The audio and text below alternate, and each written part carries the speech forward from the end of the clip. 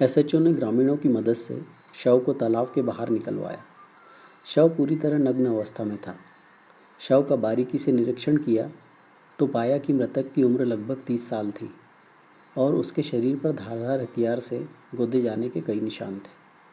उसी दौरान एक युवक ने लाश की शिनाख्त पांजरा निवासी वीरेंद्र के रूप में की। उसकी हत्या किसने और क्यों की, यह बात कोई भी व्यक्ति नहीं समझ पा रहा था। 26 वर्षीय मधु और 28 वर्षीय वीरेंद्र पहली मुलाकात में ही एक दूसरे को दिल दे बैठे थे।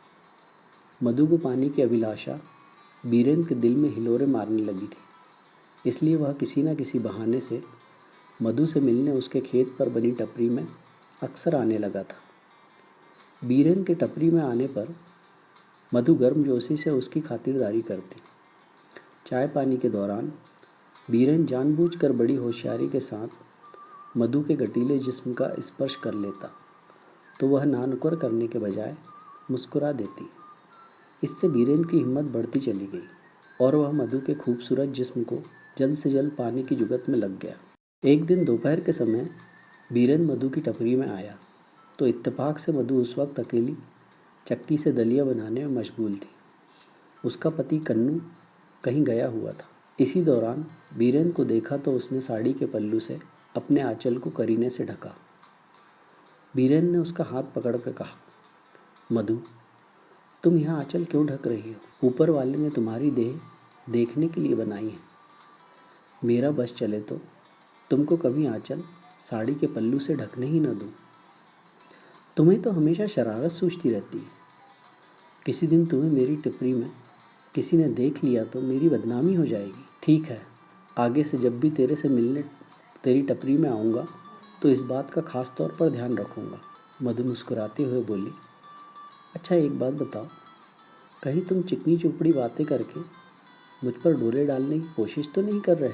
लगता है तुमने मेरे दिल की बात जान ली। मैं तुम्हें दिलो जान से चाहता हूँ। अब तो जाने मन मेरी हालत ऐसी हो गई है कि जब तक दिन में एक बार तुम्हें देख नहीं लेता तब तक चैन नहीं मिलता है। बेचैनी महसूस होती रहती है, इसलिए किसी न किसी बहाने से यहाँ चला आता हूँ। तुम्हारी चाहत कहीं मुझे पागल न कर दे। वीरेंद्र की बात अभी खत्म ही नहीं हुई थी कि मधु बोली, पागल तो तुम हो चुके हो। तुमने कभी मेरी आंखों में झांक कर देखा है कि उनमें तुम्हारे लिए कितनी चाहत है? मुझे तो ऐसा लगता है कि दिल की भाषा को आंखों से पढ़ने में भी तुम अनाड़ी हो। सच कहा तुमने, लेकिन आज यह अनाड़ी तुमसे बहुत कुछ सीखना चाहता है। क्या तुम मुझे सिखाना चाहोगी? इतना कहकर वीरेंद्र ने मधु के चेहरे को अपनी हथेलियों में भर लिया। मधु ने भी अपनी आंखें बंद करके अपना सिर वीरेंद्र के सीने से टिका दिया। दोनों के जिस्म एक दूसरे से चिपके तो सर्दी के मौसम में भी उनके शरीर दहकने लगे। जब उनके जिस्म मिले तो हाथों ने भी हरकतें करनी शुरू कर दी और कुछ ही देर में उन्होंने अपनी हसरतें पूरी कर ली। मधु के पति कन्नू के शरीर में यह बात नहीं थी जो उसे वीरेंद्र से मिली, इसलिए उसके कदम वीरेंद्र की तरफ बढ़ते चले गए। इस तरह उनका अनैतिकता का खेल चलता रहा। मध्य प्रदेश के सागर जिले के एक गांव पांजरा, इसी गांव में 26 वर्षीय मधु आदिवासी अपने पति कन्नू के साथ रहती थी। कन्नू किसी विश्वकर्मा नाम के व्यक्ति की 10 बीघा जमीन बटाई पर लेकर खेत पर ही टपरी बनाकर अपनी पति मधु के साथ रहता था। उसी खेत पर खेती करके वह अपने परिवार की गुजर बसर करता था। उसकी गृहस्थी ठीक ठाक चल रही थी। उसके पड़ोस में ही वीरेंद्र का भी खेत था। इस वजह से कभी कभार वह मधु के पति से खेती बाड़ी के गुर सीखने आ जाया करता था। करीब 1.5 साल पहले वीरेंद्र ने ओडिशा की एक युवती से शादी की थी, लेकिन वह उसके साथ कुछ समय तक रहने के बाद अचानक उसे छोड़कर चली गई थी। मधु को देखकर वीरेंद्र की नीयत डोल गई। उसकी चाहत भरी निगाहें मधु के गदराए जिस्म पर टिक गई। उसी क्षण मधु भी उसकी नज़रों को भाप गई थी। वीरेंद्र हट्टा कट्टा नौजवान था। मधु पहली नज़र में ही उसकी आंखों के रास्ते दिल में उतर गई। मधु के पति से बातचीत करते वक्त उसकी नज़रें अक्सर मधु के जिस्म पर टिक जाती थी। मधु को भी वीरेंद्र अच्छा लगा। उसकी प्यासी नज़रों की चुभन उसकी देह को सुकून पहुंचाती थी। उधर अपनी लच्छेदार बातों से बीरेन ने मधु के पति से दोस्ती कर ली। बीरेन को जब भी मौका मिलता वह मधु के सौंदर्य की तारीफ करने में लग जाता। मधु को भी बीरेन के मुंह से अपनी तारीफ सुनना अच्छा लगता था। वह पति की मौजूदगी में जब कभी भी उसे चाय पानी देने आती, मौका देखकर वह उसके हाथों को छू लेता। इसका मधु ने जब विरोध नहीं किया तो बीरेन की हिम्मत बढ़ती चली गई। धीरे धीरे उसकी मधु से होने वाली बातों का दायरा भी बढ़ने लगा। मधु का भी बीरेन की तरफ झुकाव होने लगा था। बीरेन को पता था कि मधु अपने पति से संतुष्ट नहीं है। कहते हैं कि जहाँ चाह होती है वहाँ राह निकल ही आती है। आखिर एक दिन बीरेन को मधु के सामने अपने दिल की बात कहने का मौका मिल गया और उसके बाद दोनों के बीच वह रिश्ता बन गया जो दुनिया की नज़रों में अनैतिक कहलाता है। दोनों ने इस रास्ते पर कदम बढ़ा तो दिए, लेकिन मधु ने इस बात पर गौर नहीं किया कि वह अपने पति के साथ कितना बड़ा विश्वासघात कर रही है। जिस्म से जिस्म का रिश्ता कायम हो जाने के बाद मधु और बीरेन उसे बार बार बिना किसी हिचकिचाहट के दोहराने लगे। मधु का पति जब भी गांव से बाहर जाने के लिए निकलता, तभी मधु बीरेन को कॉल करके अपने पास बुला लेती थी। अनैतिक संबंधों को कोई लाख छुपाने की कोशिश करे, एक न एक दिन उसकी असलियत सबके सामने आ ही जाती है। एक दिन ऐसा ही हुआ। मधु का पति कन्नू शहर जाने के लिए घर से जैसे ही निकला, वैसे ही मधु ने अपने प्रेमी बीरेन को फ़ोन कर दिया। मधु जानती थी कि शहर से घर का सामान लेने के लिए गया पति शाम तक ही लौटेगा। इस दौरान वह अपने गबरू जवान प्रेमी के साथ मौज मस्ती कर लेगी। मधु की कॉल आते ही बीरेन बाइक से मधु के टपरे नुमा घर पर पहुंच गया। उसने आते ही मधु के गले में अपनी बाहों का हार डाल दिया। तभी मधु इठलाते हुए बोली, अरे यह क्या कर रहे हो? थोड़ी तसल्ली तो रखो। कुआं जब सामने हो तो प्यासे व्यक्ति को कतई धैर्य नहीं होता है। इतना कहते हुए बीरेन ने मधु का गाल चूम लिया। तुम्हारी इन नशीली बातों ने ही तो मुझे तुम्हारा दीवाना बना रखा है। न दिन को चैन मिलता है और न रात को।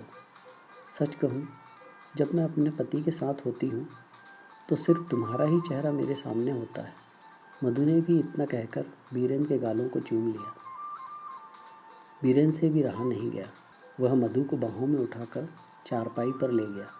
इससे पहले कि वे दोनों कुछ कर पाते, दरवाज़ा खटखटाने की आवाज़ आई। इस आवाज़ को सुनते ही दोनों के दिमाग से वासना का बुखार उतर गया। मधु ने जल्दी से अपने अस्त व्यस्त कपड़ों को ठीक किया और दरवाज़ा खोलने भागी। जैसे ही उसने दरवाज़ा खोला, सामने पति को देखकर उसके चेहरे का रंग उड़ गया। तुम तो घर से शहर सौदा लाने के लिए निकले थे, फिर इतनी जल्दी कैसे लौट आए? मधु हकलाते हुए बोली, क्यों? क्या मुझे अब अपने घर आने के लिए भी तुमसे पूछना पड़ेगा? तुम दरवाजे पर ही खड़ी रहोगी या मुझे भीतर आने दोगी? कहते हुए कन्नू ने मधु को एक तरफ किया और जैसे ही वह भीतर घुसा तो सामने बीरेन को देखकर उसका माथा ठनका। अरे आप कब आए? बीरेन ने पूछा। तो कन्नू ने कहा, बस अभी अभी आया हूँ। मधु के हाव भाव कन्नू को कुछ अजीब से लगे। उसने मधु की तरफ देखा। वह बुरी तरह से घबरा रही थी। उसके बाल बिखरे हुए थे, माथे की बिंदिया उसके हाथ पर चिपकी हुई थी। यह सब देखकर कन्नू को शक होना लाजमी था। डर के मारे बीरेन भी उससे ठीक से नज़रें नहीं मिला पा रहा था। ठंड के मौसम में भी उसके माथे पर पसीना छलक रहा था। कन्नू बीरेन से कुछ कहता, उससे पहले ही वह अपनी बाइक पर सवार होकर वहाँ से भाग गया। उसके जाते ही कन्नू ने मधु से पूछा, बीरेन तुम्हारे पास क्यों आया था और तुम दोनों दरवाज़ा बंद करके क्या गुल खिला रहे थे? वह तो तुमसे मिलने आया था और कुंडी इसलिए लगाई थी कि आज पड़ोसी की बिल्ली बहुत परेशान कर रही थी। असहज होते हुए मधु बोली, लेकिन मेरे अचानक आ जाने से तुम दोनों की घबराहट क्यों बढ़ गई थी? अब मैं क्या जानूं, यह तो तुम्हें ही पता होगा, मधु ने कहा। तो कन्नू तिलमिलाकर रह गया। उसके मन में पत्नी को लेकर संदेह पैदा हो गया था।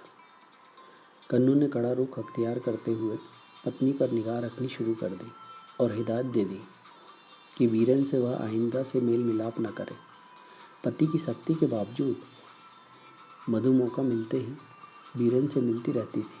मधु और उसके प्रेमी को चोरी छुपे मिलना अच्छा नहीं लगता था। उधर बीरेन चाहता था कि मधु जीवन भर उसके साथ रहे, लेकिन मधु के लिए यह संभव नहीं था। वैसे भी जब से कन्नू और गांव वालों को मधु और वीरेन के अवैध संबंधों का पता लगा था, तब से मधु घर टूटने के डर से वीरेन से छुटकारा पाना चाह रही थी। लेकिन समझाने के बावजूद भी वीरेन उसका पीछा नहीं छोड़ रहा था। तब अंत में मधु ने अपने छोटे भाई महकू आदिवासी के साथ मिलकर अपने प्रेमी वीरेन को मौत के घाट उतारने की योजना बना डाली।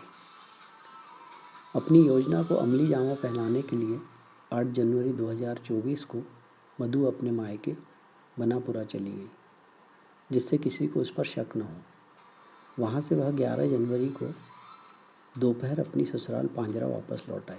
उसी दिन शाम के वक्त उसने वीरेन को फ़ोन करके मिलने के लिए मोतियाहार के जंगल में बुला लिया। अपनी प्रेमिका के बुलावे पर उसकी योजना से अनजान वीरेन खुशी खुशी मोतियाहार के जंगल में पहुंचा। तभी मौका मिलते ही मधु ने अपने मायके से साथ लाए चाकू का पूरी ताकत के साथ वीरेन के गले पर वार कर दिया। अपनी जान बचाने के लिए खून से लथपथ वीरेन ने वहां से बचकर भाग निकलने की कोशिश की तो मधु ने चाकू उसके पेट में घोंप दिया। पेट में चाकू घोंपे जाने से उसकी आंतें बाहर निकल आईं। कुछ देर छटपटाने के बाद ही उसके शरीर में हलचल बंद हो गई। इसके बाद मधु के भाई महकू आदिवासी ने वीरेन की पहचान मिटाने के लिए उसके सिर को पत्थर से बुरी तरह कुचल दिया। फिर मधु ने अपने प्रेमी की नाक के पास अपनी हथेली ले जाकर चेक किया कि कहीं वह जिंदा तो नहीं है। दोनों को पूरी तरह तसल्ली हो गई कि वीरेन मर चुका है। तब उन्होंने वीरेन के सारे कपड़े उतार कर उसके कपड़े जूते एक थैले में रखकर तालाब में फेंक दिए। लाश को ठिकाने लगाने के लिए मधु और उसका भाई महकू वीरेन की लाश को कंधे पर रखकर तालाब के करीब ले गए। वहाँ बोरी में पत्थर भरकर रस्सी को उसकी कमर से बांधकर शव को तालाब में फेंक दिया। 12 जनवरी 2024 की सुबह उजाला फैला तो पांजरा गांव के लोगों ने तालाब में युवक की लाश तैरती देखी। थोड़ी देर में वहाँ लोगों की भीड़ जुट गई। भीड़ में से किसी ने तालाब में लाश पड़ी होने की सूचना थाने के एसएचओ को दी।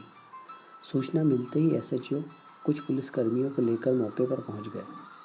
लाश तालाब से बाहर निकलवाने के बाद उन्होंने उसकी जांच की। उसकी शिनाख्त पांजरा निवासी वीरेन के रूप में की।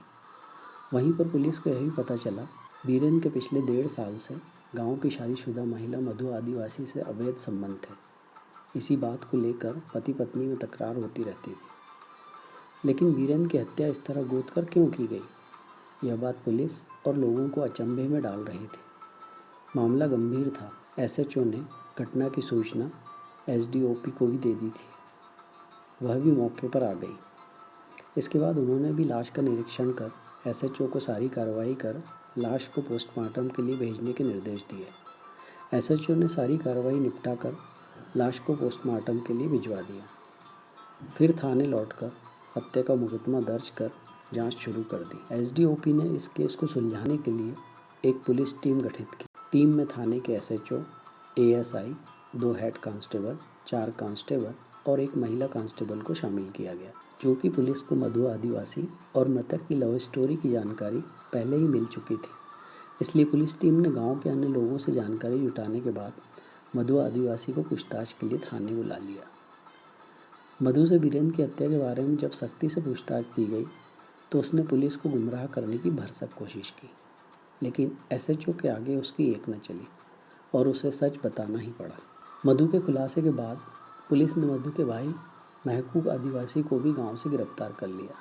उसने भी अपना जुर्म कबूल कर लिया। मधु और उसके भाई महकू से पूछताछ करने के बाद पुलिस ने दोनों अभियुक्तों को कोर्ट में पेश किया, जहां से उन्हें जेल भेज दिया गया। मधु और उसके भाई महकू ने सोचा था कि वीरेन को मौत के घाट उतार देने से बदनामी से छुटकारा और बसा बसाए घर टूटने से बच जाएगा, लेकिन पुलिस ने उनके मंसूबों पर पानी फेर दिया और उन्हें जेल की सलाखों के पीछे पहुंचा दिया। वीरेन की हत्या करके मधु और उसका भाई महकू जेल चले गए। मधु ने अपनी आपराधिक योजना में भाई को भी शामिल करके अपने साथ भाई का भी घर बर्बाद कर दिया।